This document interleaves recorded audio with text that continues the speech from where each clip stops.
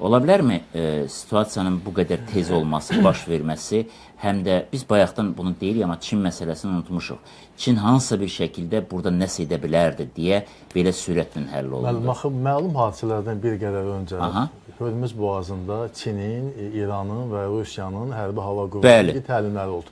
Bu hərbi təlimlər həmin vaxt olması təsadüfi deyildi. Aydın. Birləşmiş Ştatlar o təlimə gələnlər hara getdilər? Hərbi qalmadılar orada. Yox, qalmayıblar, geri qayıdıblar və bəs dedilər onun benzin yanacaq tərəf qalıb bir incə məsələ də var. Bax, indi Rusiyanın bu məsələlərdə mövqeyini görürsünüz, zəifdir də. Təhlükəsizlik Şurasının toplantısının keçirdiyi bəyanat ondan uzağa gedən bir şey olmadı. Amma burada başqa bir həqiqət də var ki, Trump Zelenskiyə söyləmişdi ki, tezliklə Rusiya ilə bu məsələləri həll etmək lazımdır. Çünki birazdan mənim başım İrana qarışacaq.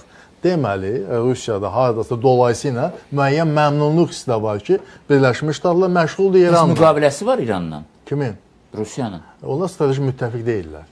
Aydındır, bəs gedib... S-300 raketləri var. Onu da texniki səbəblə ucbatından uzun müddət heç İrana vermədi.